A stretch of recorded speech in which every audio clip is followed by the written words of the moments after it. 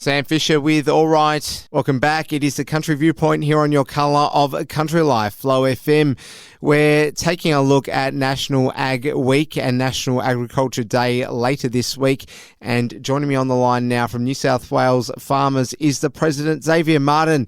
It's lovely to have you with us. How are you, Xavier? Good, thank you, Alice, and good day to your listeners. Well, there's so much for us to get through. Firstly, let's address the topic of the day, which is National Ag Week. It's lovely that all the states and jurisdictions are celebrating this in their own ways. How will we see celebrations commence in New South Wales? Well, this year's theme is Grow You Good Things, and that's what farmers are about. We're in the business of growing healthy plants and healthy animals, and to provide the food and fibre that feeds and clothes the population. So we're going to be pressing on about how the celebration for ag and the challenges too for ag, but just informing people about what an important part of the fabric of society agriculture really is. What are the conditions like on your farm at the moment? Oh, look, where we farm in northern New South Wales, it's a well below average season, pretty patchy around the state, and we're in one of those patches that isn't too great. So, look, some people are getting modest recovery of crops and, managing to feed their animals. Mind you, obviously the value of animals in the market at the moment, it's definitely not a good year. It's a tough season, Alice. Yeah, it certainly is. We are getting that rhetoric from just about everyone we speak to. Let's press on. I want to speak to you about water buybacks. I've spoken to so many people over the last couple of weeks, including one of the commissioners in the latest review on productivity for the Murray-Darling Basin. What are your constituents there in New South Wales saying to you, Xavier, on the ground there? Well, they're just saying that the Albanese government is right out of touch with this proposal to vary the Water Act. I mean, this so-called Restoring the Rivers bill will actually wreck the rivers. I mean, already the taxpayer water is just flooding out of the rivers and all over farmland in many parts of the valleys. And it's soaked the river banks so much, Alice, that the trees are falling in and the banks are slumping and, eroding and causing, sand slugs and chokes in the rivers, totally dysfunctional. It's not actually an environmental plus at all. It's actually wrecking the rivers. So we've really got a serious problem on our hands because we've got these theoreticians and academics and environmental activists in Canberra and well-meaning ministers, I think, but they don't get out and have a look. So they're just listening to these advisors on the Hill in Canberra who advise them on all sorts of silly ideas.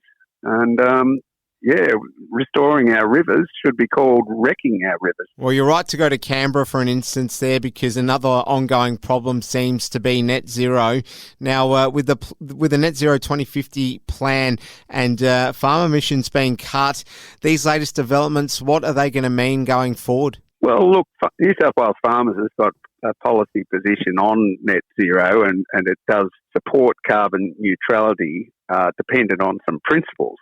But what everyone needs to realise, Alice, is that farmers are already doing a great deal in terms of carbon. We combine it with water and sunlight and turn it into food and fibre. And, that's the critical thing. People get really hungry and really cold really quickly without food and fibre. Xavier Martin speaking to me on the Country Viewpoint today. We'll take a short break and keep him on the line. It's the Country Viewpoint Wednesday edition on Flow FM. Jane Denham with Are You Ready for This? And welcome back. You're listening to the Wednesday edition of the Country Viewpoint here on Flow FM. I've got Xavier Martin on the line, the President of New South Wales Farmers, to the report that came out on Monday, which illustrates just how bad the problem is with potholes on regional roads across Australia. It's going to cost $1 billion, says the Grattan Institute, Xavier. So these are things that we've all known for many, many months and even years now.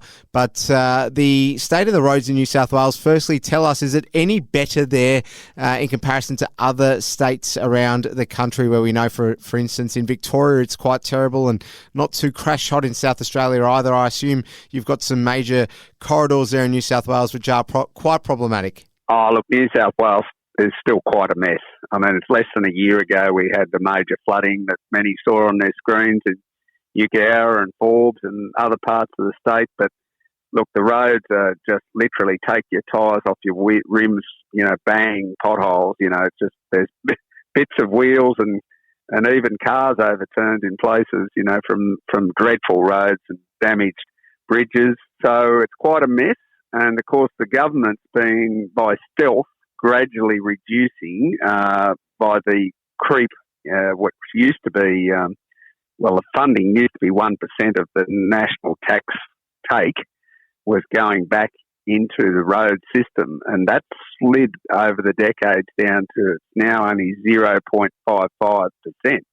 So it's darn near halved, and surprise, surprise, with the value of road building going up and obviously local shire rates not being able to fund it, the lack of funding coming from the feds is just hopeless.